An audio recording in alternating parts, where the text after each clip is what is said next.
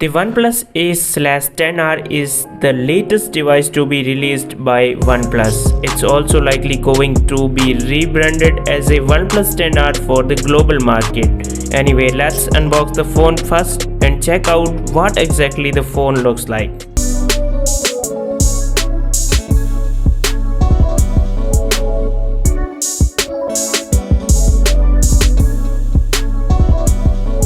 Design.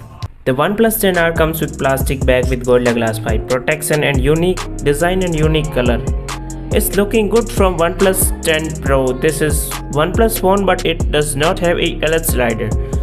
The phone comes with 160 watt super fast charger. The phone has 6.7 inches FHD plus AMOLED display, 950 nits peak brightness, 120 Hz adaptive refresh rate and 720 Hz touch sampling rate in gaming mode, and it's a flat display.